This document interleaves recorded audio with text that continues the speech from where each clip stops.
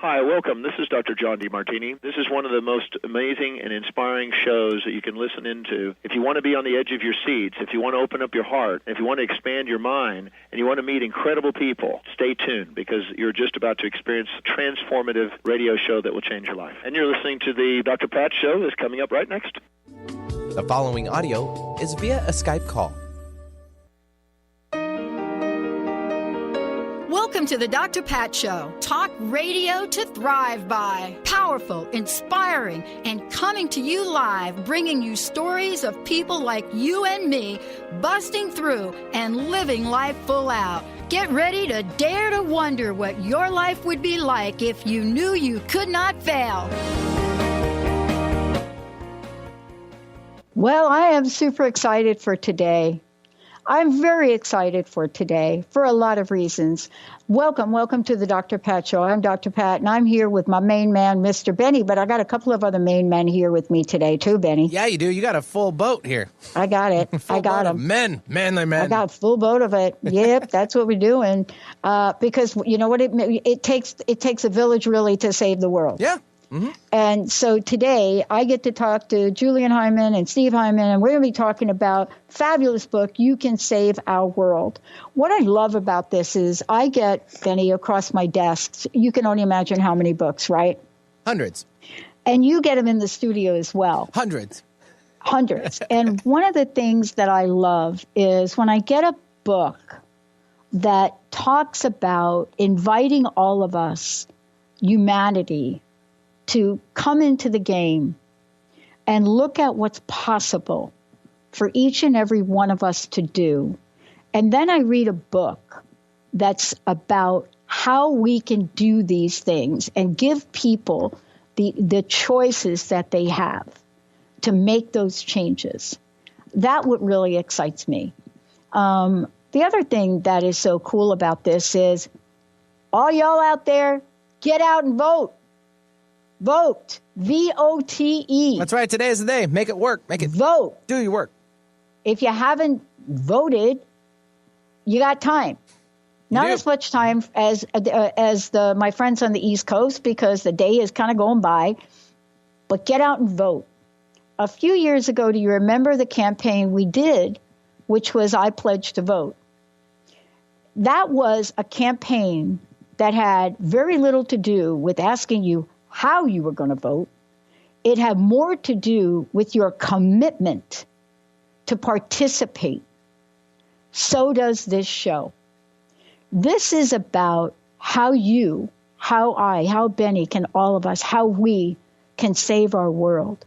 Let me tell you about Julian, retired veteran, businessman, traveled the world many times over.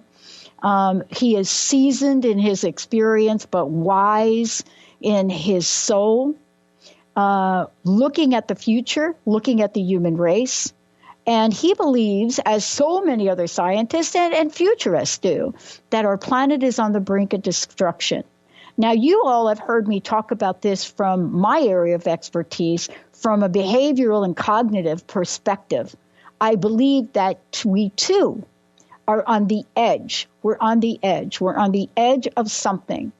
And the thing that today's show is about, when you step off the edge, do you want to be on the edge of destruction, or do you want to be on the edge of instruction? And that means laying out a game plan for yourself, your family, your children, your friends, that instructs us all to step forward with a little perspiration and a lot of inspiration. Steve is here today as well. And Steve is going to be chiming in. And we are taking calls today. Why? I want to know from you all. Well, you could tell me if you voted or not, but that's like a personal thing. I want to know what is important to you and to what length would you go to save our world. Julian, Steve, great to have you here. Thank nice you for to be here. Yep. I could go into a whole long monologue with you about why today, tomorrow, and the next day are the end of a huge astrological year where one of the most expansive energies or signs in astrology was locked into the energy planet of Mars, the planet of war and confrontation. And I could go into a big monologue about why in 3 days that's all going to change. And for those people that believe in those energies, as thousands and thousands of years ago believed in the stars and following them, that may have very little to do today with each of us and our commitment to changing the world. Now, I want to ask this question of all of you, of both of you. Julian, you first. Steve, you next. Yes. Everything you've done in your life, Julian, everything, all the places you travel, everything. I'd love to know, especially around this, what are some of the challenges and obstacles? What did you have to overcome in your lifetime to step out and be the spokesperson about saving the world? All right. One the problems were that my course of earning a living, I was necessary that I to travel around the world to third world countries for about 38 years, a month and a half each year, to purchase handmade items and then bring them back to the United States. And in the process, I met many people of all stages of the economy and races. And I began to think, what is going on here? There's a big problem. And certainly there can be a solution to that problem. I went by myself, and so I had a lot of time to do some self-thinking, and I used to write down on scraps of paper this idea, that idea, and another idea, until I realized suddenly I had the material for a book, and it was necessary that times change, or otherwise the world was in big trouble. I love that you did that. So I just want to say, from my perspective, you and I have that in common, except I wish I was as worldly as you and that I traveled around to all these places. I pretty much wrote my ideas down on a bar stool in a bar, but they still work, Julian. I'm just saying. Yes, well, I've learned one thing, is that as people, everybody on the earth is identical. When that thing is born as an infant, no matter where it is born on the earth, it is the same as the human form being born on another part of the earth. What changes it is the local culture. But up to that point, they're identical. Steve, thank you for joining me here today. I mean, you just heard what Julian said. I got the same question for you because, from your perspective, your journey is a little bit different, right? But yet it's also fueled with the same values. It's also fueled with the same energy. It's also fueled with, shall I say, a similar chutzpah. What have you had to overcome? What did you have to get beyond? What did you have to even do to be able to show up here with Julian? Well, Dr. Pat, that's a great question. Basically, my dad's 98 years old, and it's funny. We've when I graduated college, basically, I had an option of going into the family business or going out on my own. And I said, Dad, he said, you're the only son. Basically, here's an opportunity. You can travel around the world, meet interesting people. So I looked at it as an opportunity. We did this. The world was changing. When I graduated in the 80s, the fax machine was starting to play. People were traveling abroad. What made our business so successful at that period of time was, the air travel was very difficult. It wasn't like it was today. The hotels around the world were basically, they weren't as luxurious as they are today. Living abroad, the communication, you could barely pick up a phone and call your loved ones. So people didn't do it. So the world was changing even back then. And I had an opportunity to travel with my dad. And really, basically, my dad traveled around the world 40 times in 36 years. And he's right. When he said that he interacted with people of different cultures, different religions, different economic backgrounds, it was eye-opening. I traveled to India, and India in the 80s was not basically as metropolitan as it is today. It was considered a lot of parts of the third world. And I came back to the States and told my friends what I saw.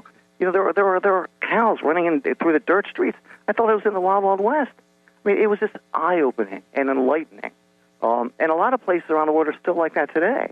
And people just don't know. You know, it's unfortunate that they just, they live in their own little shell. But you talk about some of the things that have brought me to this point. That's one of them. I mean, another thing. Let me fast forward a little bit. We closed that business in the late, let's say, 80s. My father was 70. Most people at 70 years old are ready to retire. I was in my mid-20s. When my father came to my mother and myself and said, I'm not ready to retire. I'm 70. What am I going to do the rest of my life? This guy starts another business. We started a company called Global Messenger, which was a delivery service. He worked another 25 years. And I learned a lot about the work ethic. I learned a lot about what's going on running a business. It was a fascinating journey with my dad. And yet he's writing these notes to get this book together. And I would go over his house for the holidays, and he'd say, Steve, look what I did. I still wasn't really into it. And he'd say to me, look what I did. Look this chapter. Look. And I'm like, that's nice, Dad. I'd humor him. That's great. My mom, what's for dessert? Thanksgiving. And basically, time went on. He was so enthusiastic. My feeling was, the guy's in his 90s. It's going to keep him out of trouble. Let him write it. Yeah. But then something happened to me. I was married at the time. I adopted a daughter from Russia. And my whole vision of the world was like, my feeling changed, as most people do as they get older. What's the life going to be like? What's the world going to be like for her when she grows up? I started thinking about my mortality, and a light bulb went off. So that was my journey. Wow. I love this because, look, I'm not with you right there, Julian. I'm not quite in that age group, but I am in the age group where people look at me and they say, wait a minute, girl, you had a great business career. You had a great executive career. You retired with a pension. You have other tools around. What the heck are you doing? 15 years at Dr. Pat Show, one of the first positive talk radio shows out there. There were 5 of us at the time, all women. And now we have the largest positive talk radio network, and we're going to grow exponentially next year. My friends literally look at me and want to have me committed. But today's show is for everyone out there that has a dream, that wants to create a better world, to really step forward and do it. And for me, both of you represent this. I want to jump to the book. And Benny, let's skip the first break if we could. I want to talk about the ego, because you talk about it in the book. And anytime I have an opportunity, Julian, to talk about the ego, I like to talk about the ego, because I'll tell you, we got the elections going on here, and there's enough of that for everybody. But let's talk about how our ego states help us get to where we want to go, and the power of taking us to the next level of our lives. What was it within you, Julian, from this perspective, right, to take your life's journey and jump ahead and say, I am not going to sit here? One thing I have found in traveling and meeting hundreds of strange people all over the world was there are 2 types of personalities. There's the me, what's in it for me, what will I get out of it, and there's the we, what can we do for each other. And it's the battle between the two. Unfortunately, the me has the majority. But if people stop to think about it, that if your associates and friends and people in other countries are happy, it makes a happy world for everybody. Nobody's figuring on when they're going to get in the next war and how they're going to force the next country to do this and do that and do the other. So I used it to find out that's where the ego comes into it. Wow. How about you? How about you, Steve? Tell me about ego for you, because, some people used to tell me in my lifetime, kind of growing up in an era where we thought we were going to change the world. I mean, look, I'm one of these people that burned my bra in Atlantic City in, I think, 69 or something. But I want to talk about it, too, from your perspective.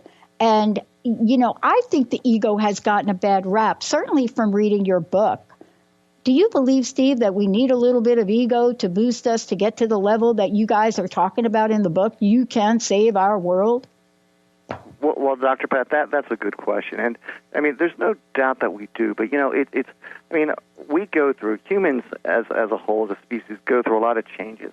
And it's funny, the evolution. I mean, when we're younger, when we're maybe in our teens and, when we're in school, we're cliquey, and yet when we basically diversify a little bit, when we graduate high school and get into the world or go to college, we find that we need more people, so our circle expands a little bit, and we find that maybe we're humbled a little bit, and as we get into our 30s and 40s, for the most part, as we're just finding our way, we're constantly changing. So yes, I mean it does, but you have to be humble in order to do great things.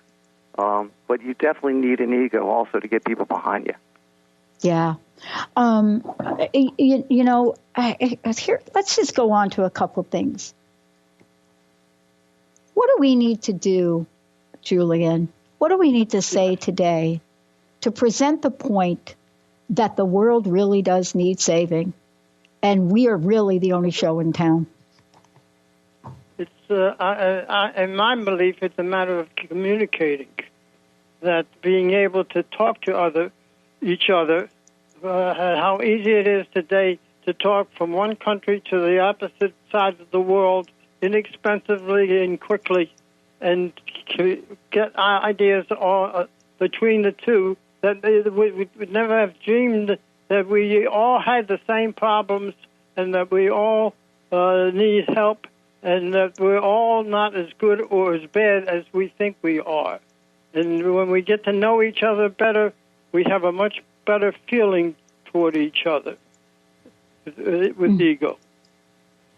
Wow. Steve, how about you? You've come along, and you've been on this journey with Julian, right? Yeah. Your relationship is very clear to all of us here, because I think when we team up with someone that we either consider a soulmate, we either consider somebody that we're so aligned with, a kinship, and I could go through a whole lot of words about it. And, I would love to know from your perspective, the elements of this journey of communication and how do we convince people that the world needs saving?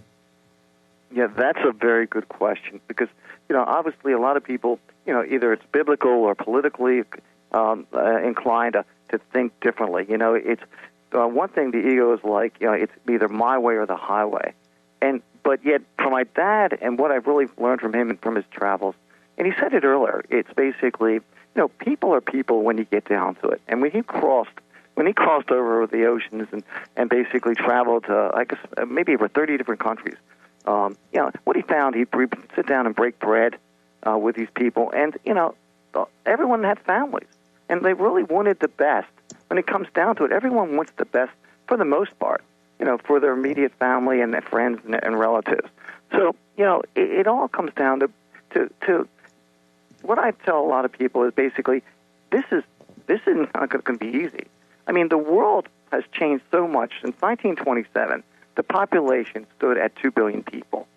And today, at 2018, less than 100 years later, we're at 7.6 billion. I mean, most people don't know what they're going to have for their next meal, let alone what the future is going to hold. So, when you think of it like that, we just, we have to move forward and we have to communicate. We really have to look at the problems, look what we're doing to the planet, look what we're doing to our neighbors, and realize that basically if we work together, there's a lot more to be gained because it's all about our children and future generations. This book, and my dad's 98. I mean, this book isn't about us. It's about our children. And really, we have to come up with a plan. We really have to come up with, every successful business has a plan. The world needs a plan.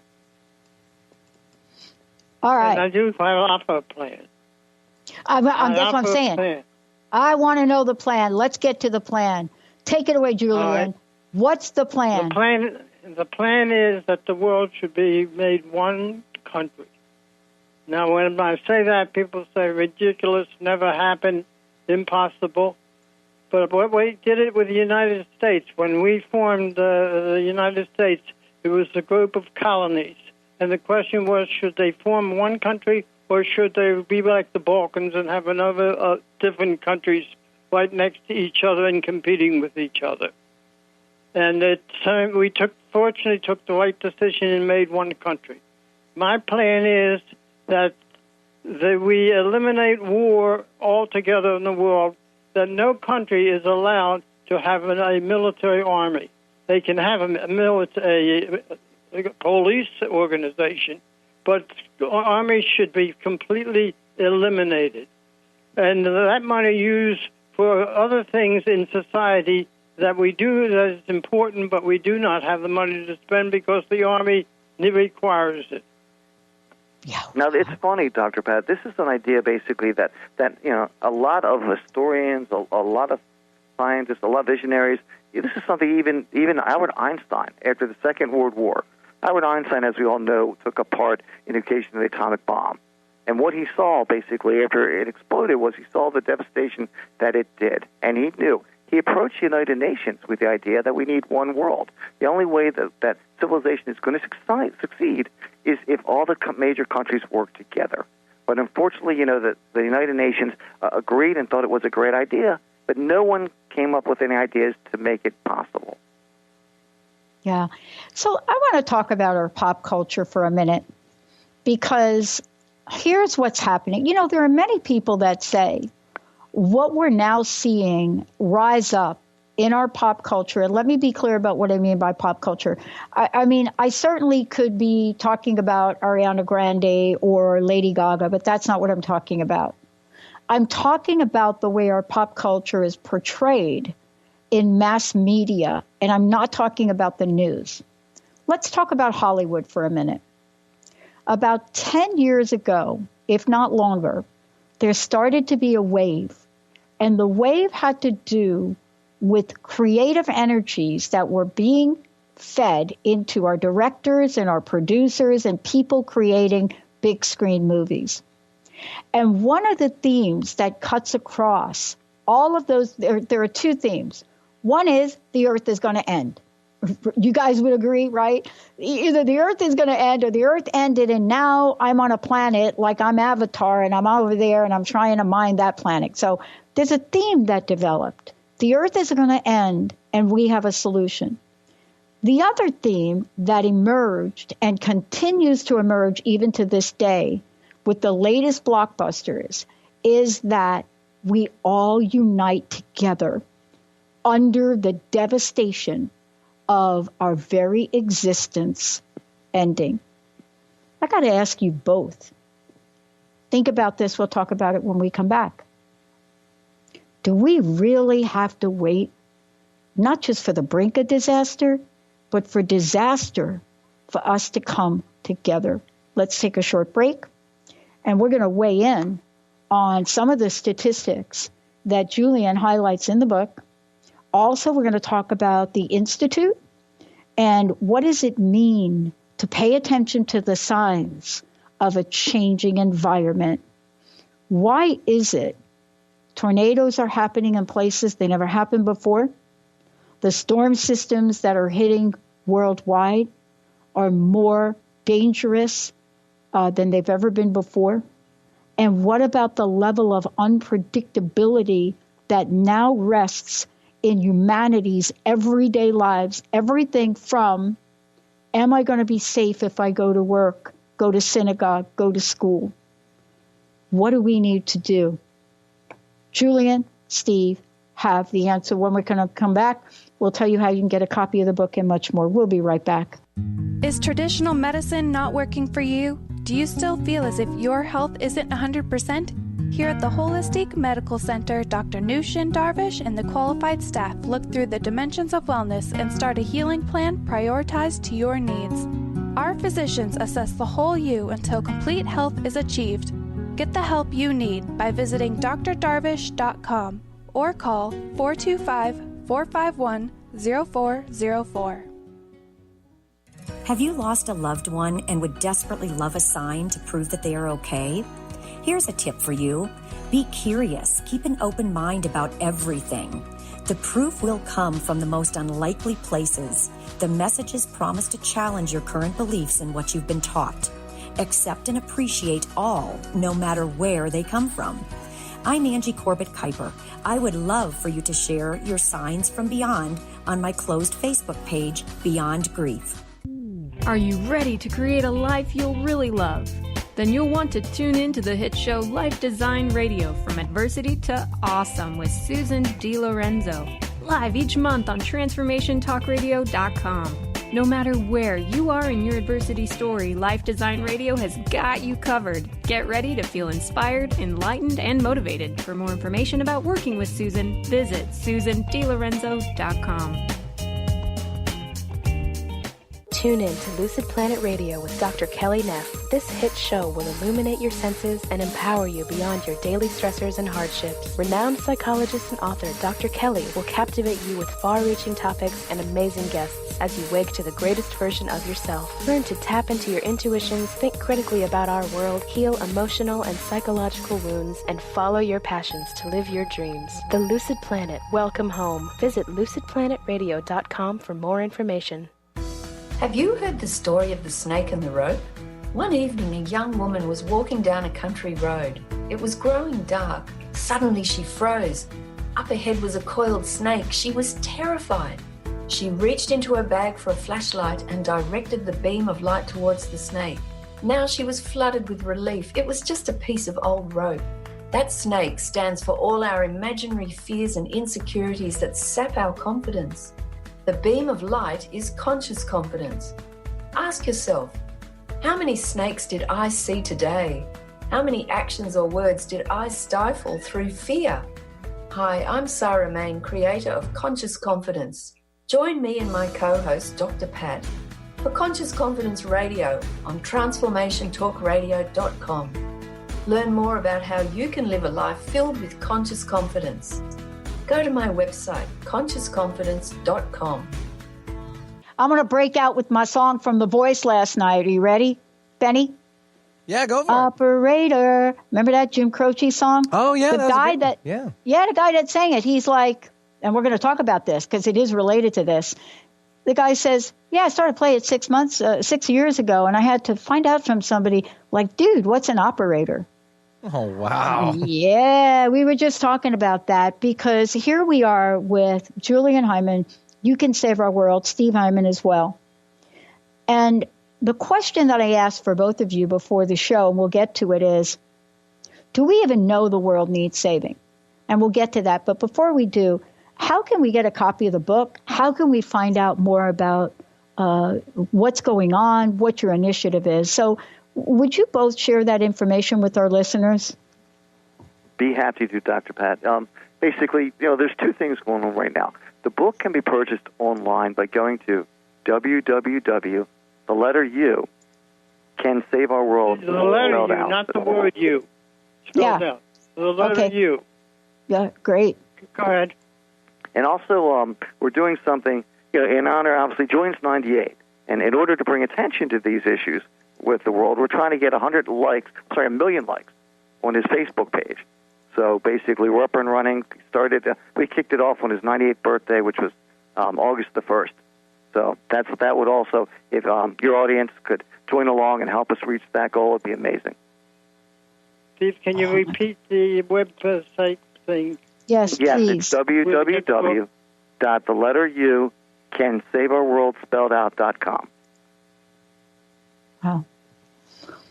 So during the break, we were kind of chit-chatting. I was talking about the fact I was talking to some women. I mentor women, and I mentor women of all ages. And, there's a group of women that I was talking with. And I was talking about a couple of things back from, my days growing up as, first of all, the only woman in an all-male organization in the phone company.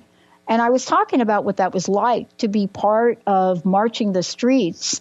And one of the women kind of, said, why did you march this? It was like, why did you do that? Like, why would anybody go burn their bra? I mean, what were you trying to do? And what I realized is so many of my Native friends tell their stories and bring it forward. They tell the stories of their ancestors.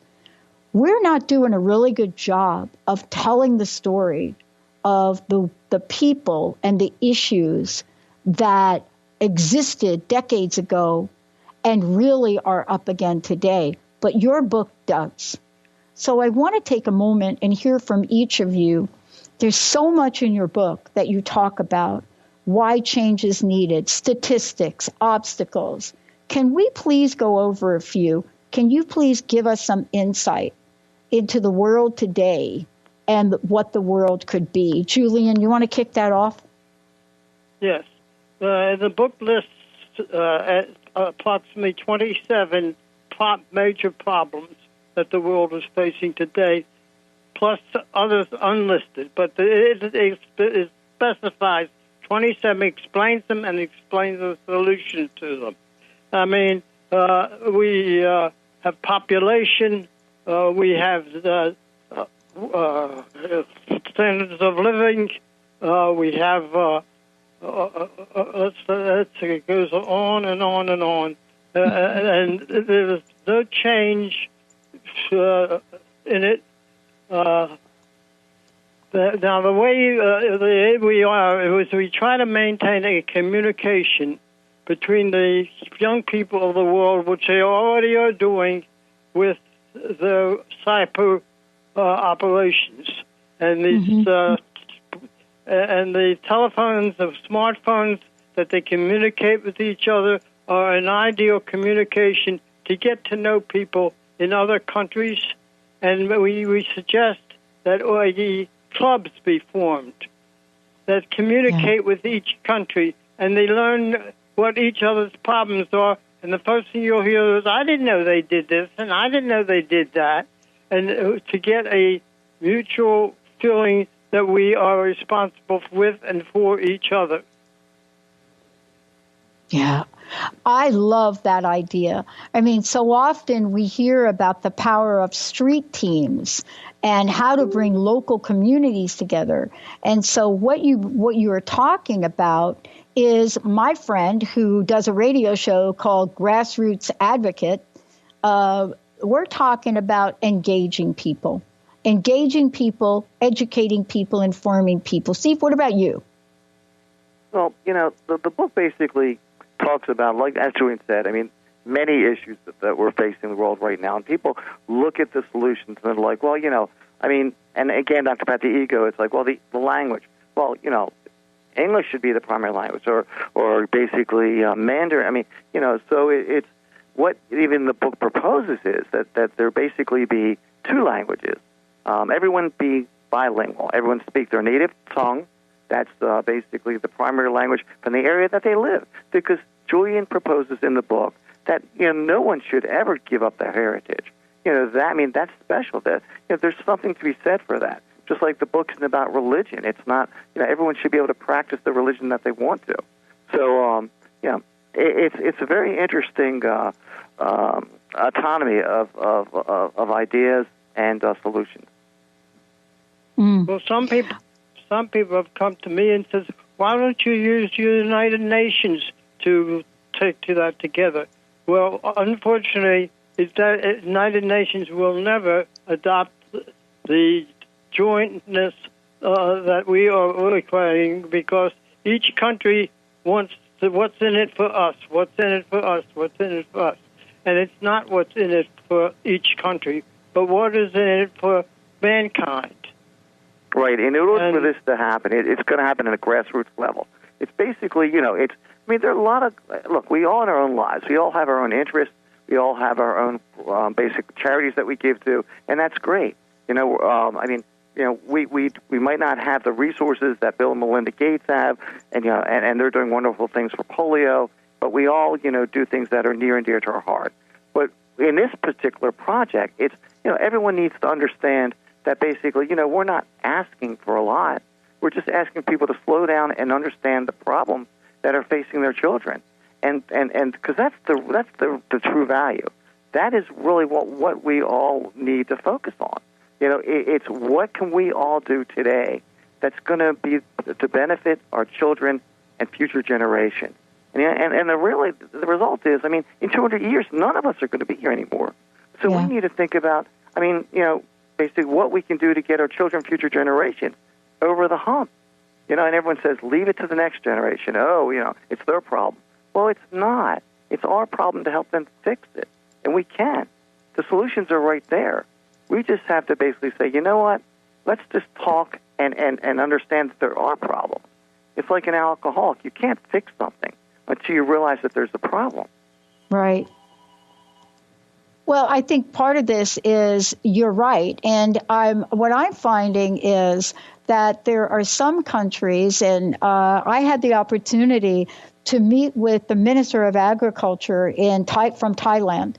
And I met with him a number of years ago because I was so interested in what Thailand was doing in it from an agriculture point of view.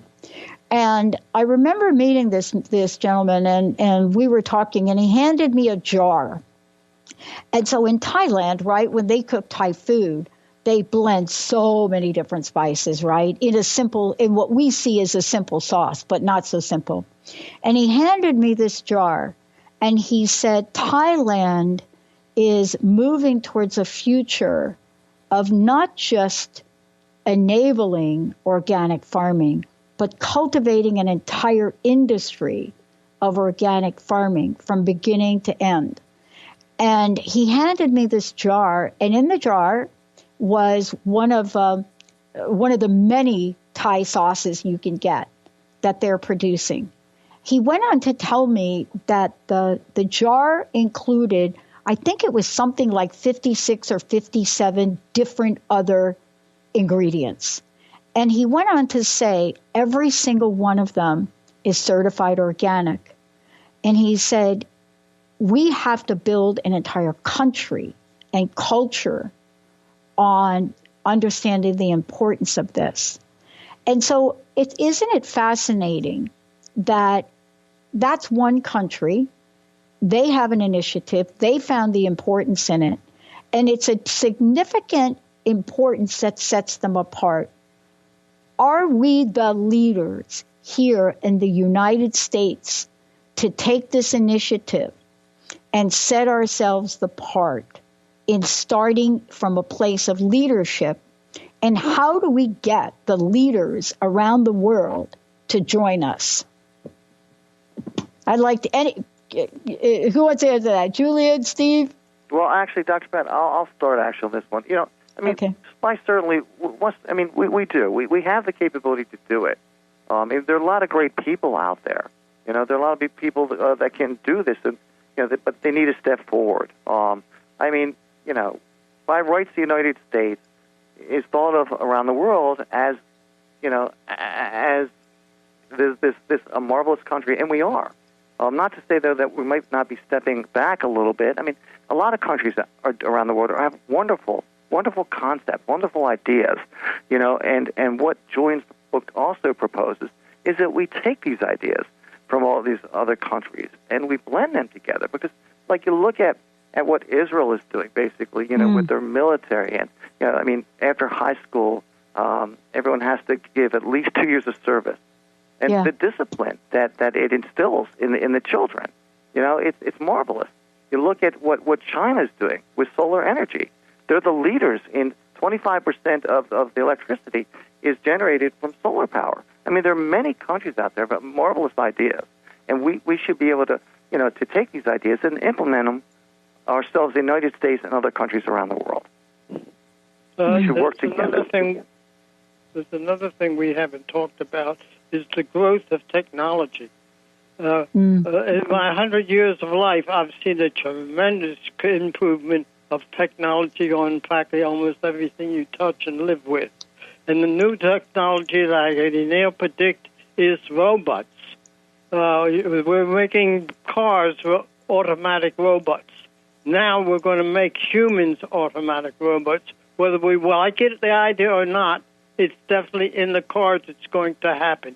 And the human robots will replace the robots will replace the humans in many functions that they can't do. Robots have the knowledge of the world at their fingertips. They can be the smartest thing on earth.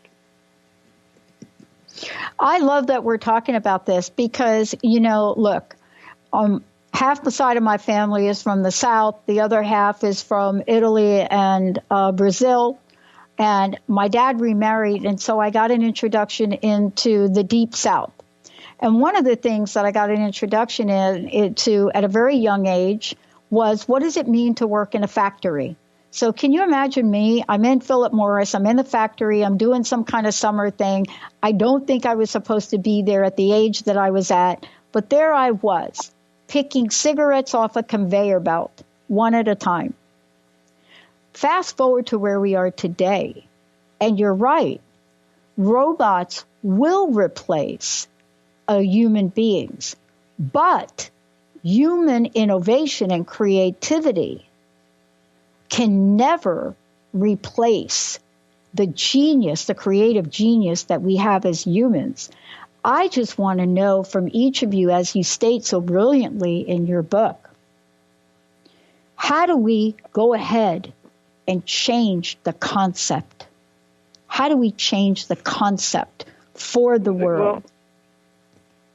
Well, we have to change the concept beginning with education. We've got to upgrade education. Take that money from war and the military and put it into education and upgrade the level of education for all generations. And in that process of education, we could be the masters of the robots. I mean, we build them.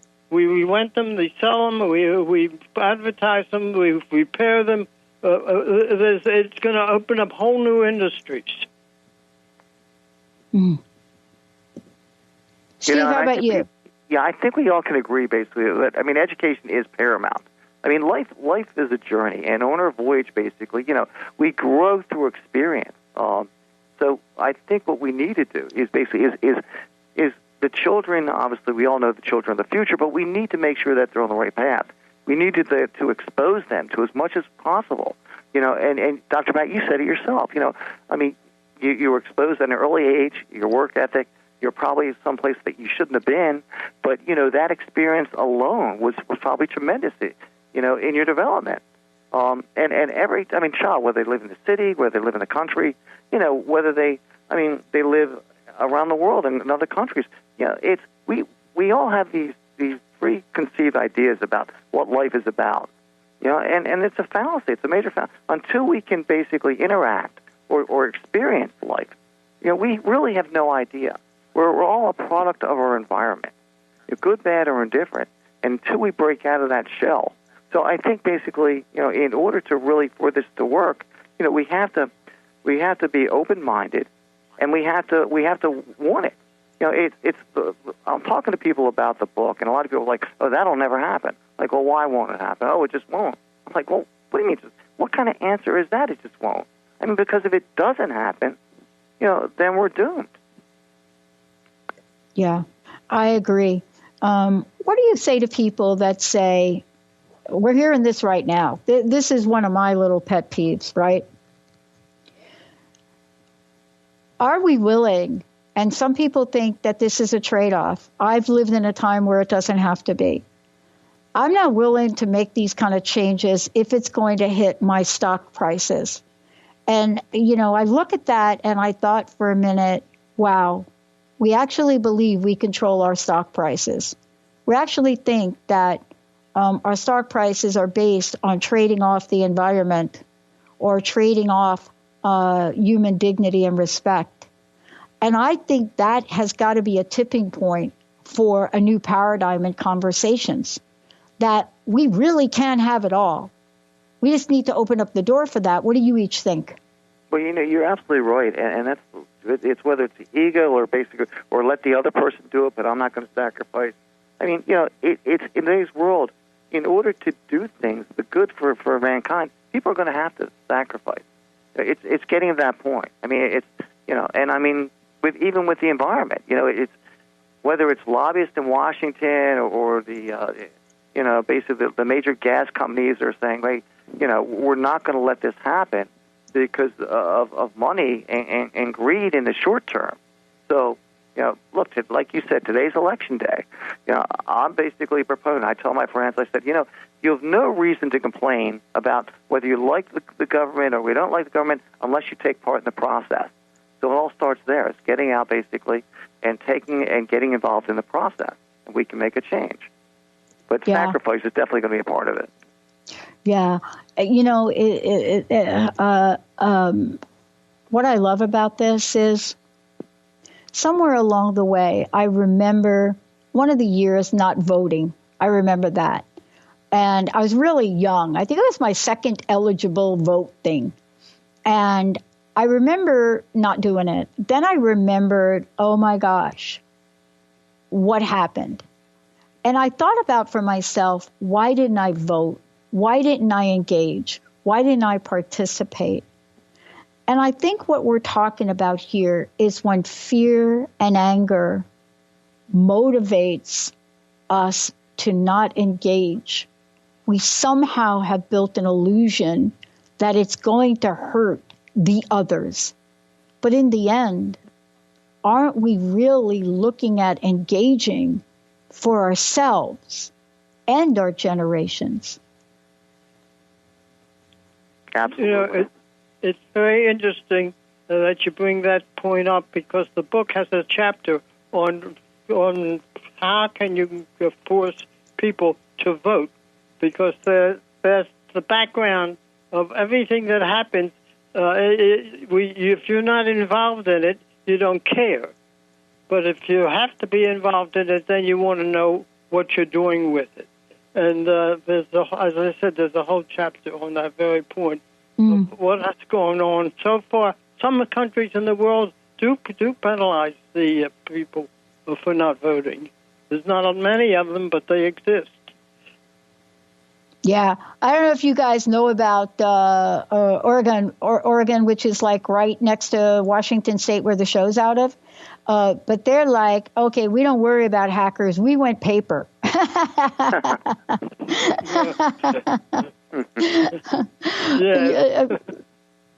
That's great. Hanging chads. I think they, Betty may know, but I think they kind of even got past the Chad thing. I'm not sure what they did. They did in Maryland, yeah. They did. Okay, I want to get to a couple of things in the book, but before we do, I want to thank you both for taking this message out in the world. I want to thank you so much. I also want to please mention the website again and how people can get a copy of the book and how they can get engaged. Absolutely, Dr. Pat. It's the website is www.cansaveourworld.com. So it's www.U, not YOU, it's just the letter U, cansaveourworld.com. So I want to jump to the back of the book where you put a summation. And we've talked about many of these, but there is one we did not talk about. And it certainly is one that has been all throughout the headlines. I'm on the East Coast visiting right now. And I don't know about, the West Coast and Seattle, but our ads back there are way kinder than what I'm seeing on TV now. I also know that some of the issues here, especially in the state of New Jersey and New York, are seriously important, especially for those states here like Jersey that has a very big state tax that they're no longer going to be able to deduct.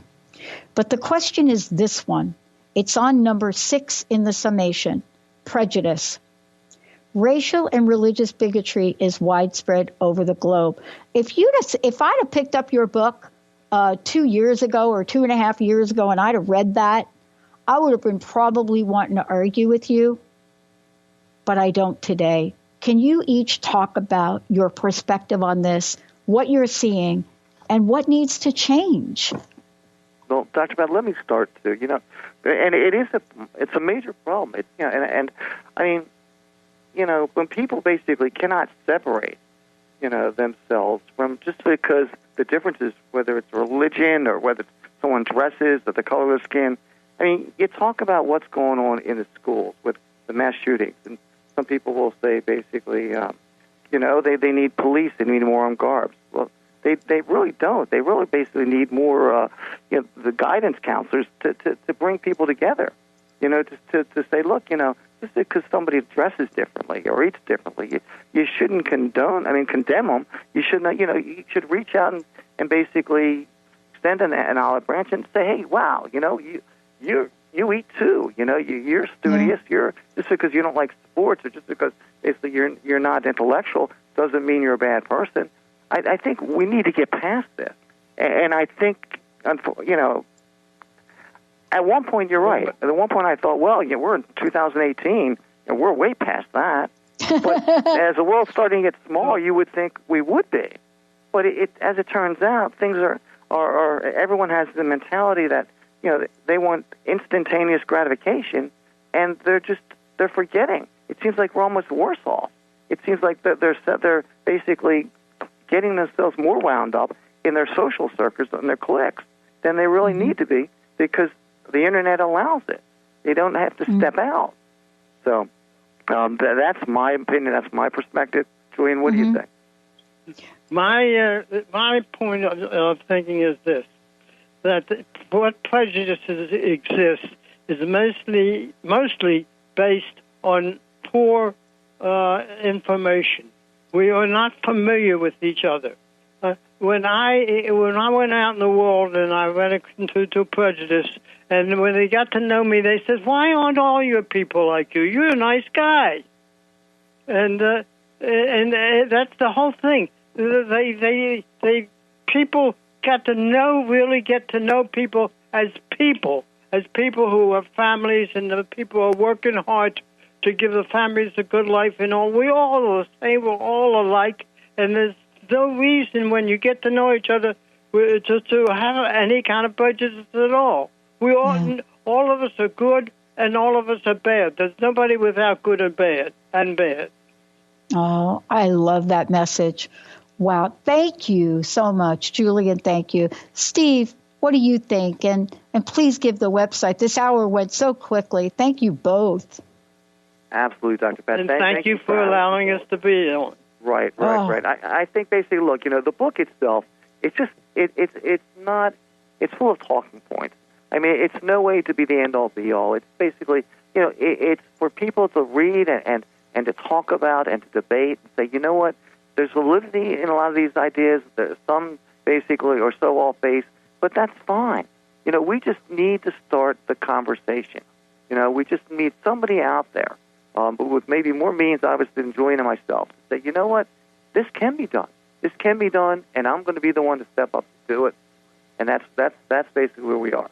If someone's interested in learning more or buying a copy of the book, they should please go to the website www.cansaveourworld, all the words spelled out, .com. Thank you.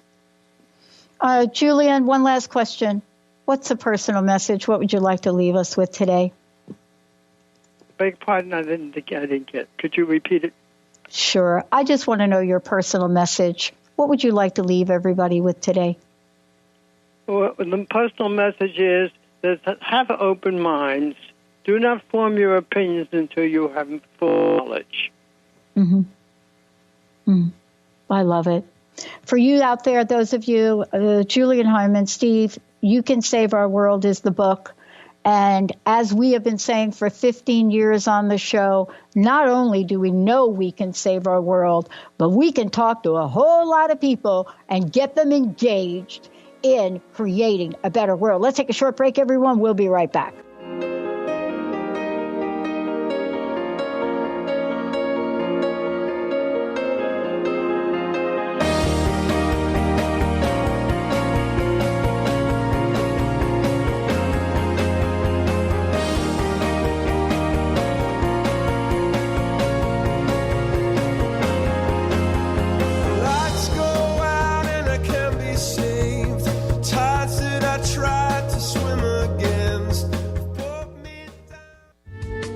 Preceding audio was via a Skype call.